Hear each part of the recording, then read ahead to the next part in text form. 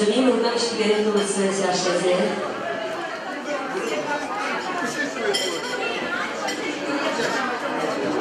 Este pentru dumneavoastră pregătită, vreau să spun mica rugăciune, vă rog să vă ridicați în picioare.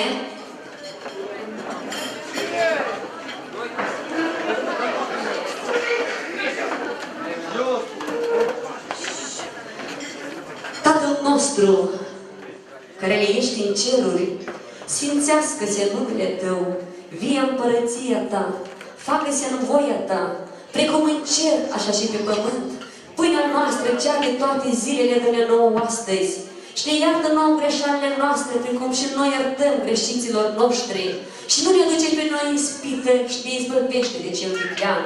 Căci Ta este împărăția și puterea și slava a Tatălui și a Fiului și a Sfântului Duh, acum și pururea și în vecii vecilor. Amin. Vă mulțumesc, luați loc, stimați oaspeți, toată lumea se așează și în continuare, furculițele găsiți și nu așteptați prea mult poftiți, în paharea cu turnați și cântecul de ascultați, zi o oră lăutare, că aici e chiar mare! Sus paharea cu mine și mireasă!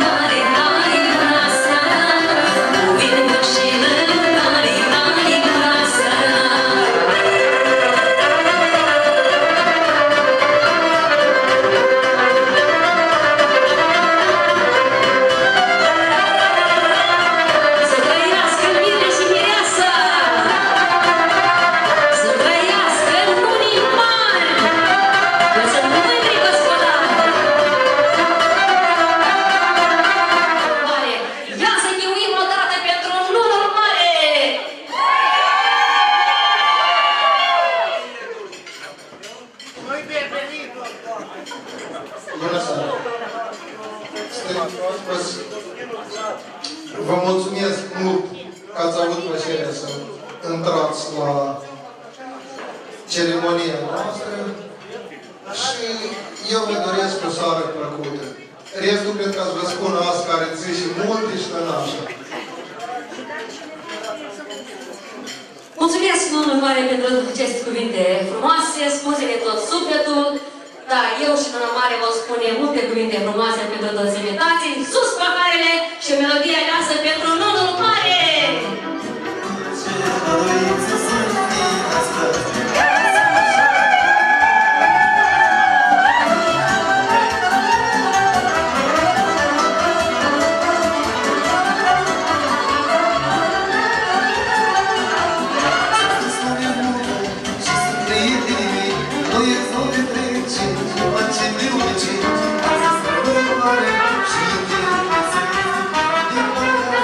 Să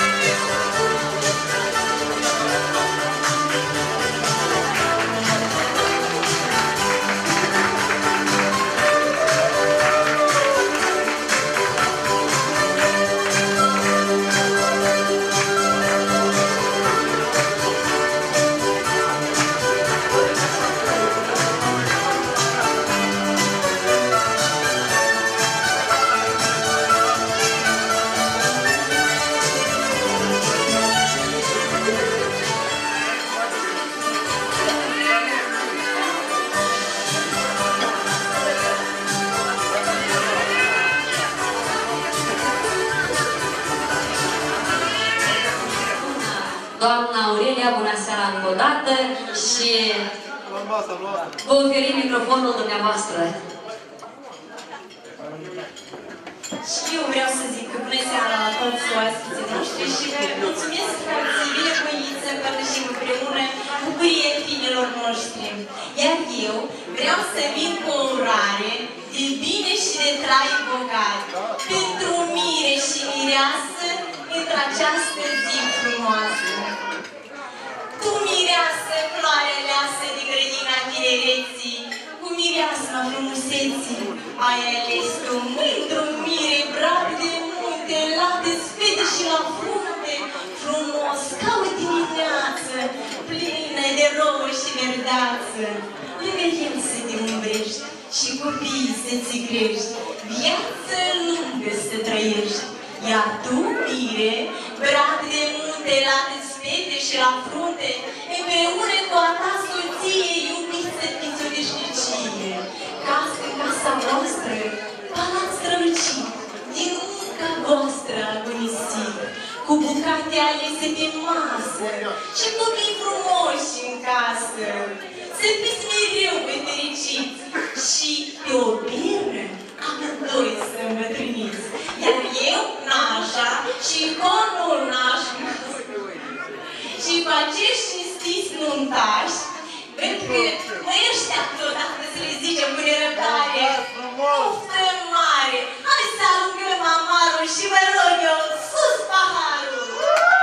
Amar la tine! Bravo! Amar la mine și la mireasă. Amar la nunii mari, să strigăm! Amar la nunii mari!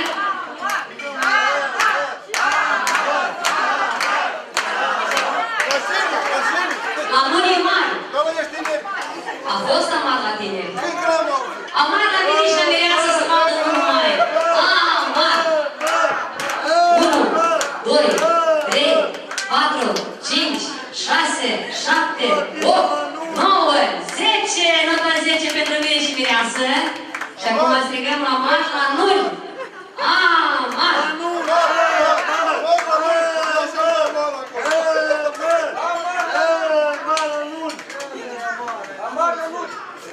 Mulțumim să trăiți! Și în continuare rugăm lăutare să cânte dedicație muzicală pentru Luna Mare, e frumoasă ca o floare. Sus mare!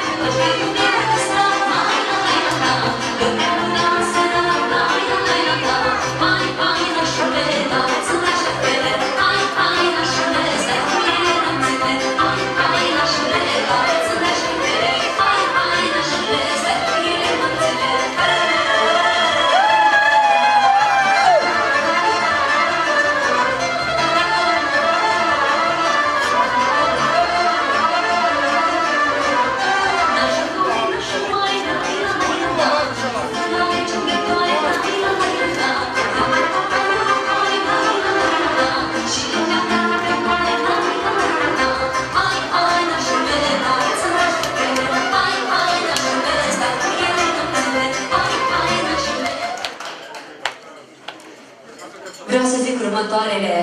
Soacră mare, fii voioasă, ai în capul mesei o noră frumoasă.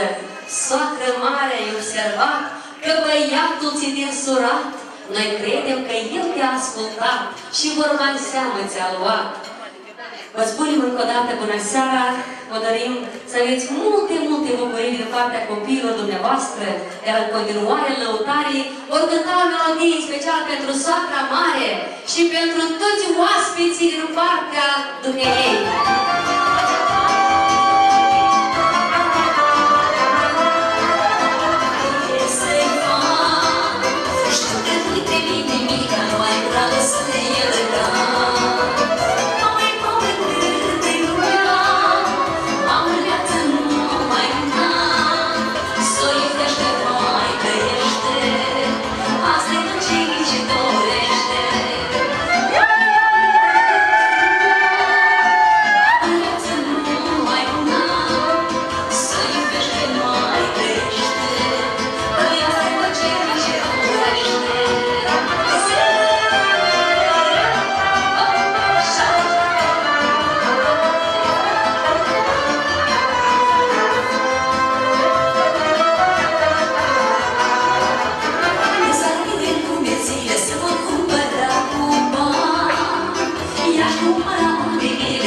lo so perderà.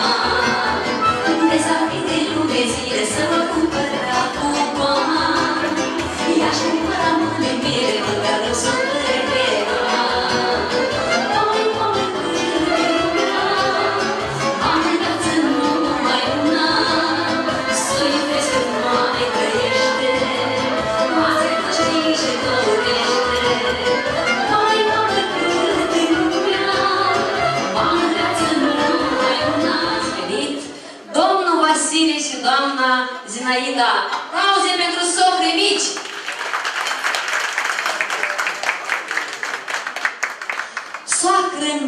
Soacră mică, ai o fată frumoșică, ai crescut-o în grădină și-ți umple casa de lumină. Tată, socrule, fii gata, dar odată-ți măriți fata, fata ce-ai crescut-o în casă, azi se duce și te lasă. Bună seara, vă spunem și dumneavoastră, aveți emoții? Avem emoții. Ca să nu mai aibă emoții, strigăm amar la socri mici și emoțiile pleacă. Amar! Mulțumim!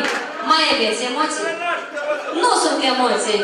Vă rog, lăutarii, să cântați o melodie pentru socri mici și pentru frumoasa și scumpă miresuică, fata Anei, fata Tatei.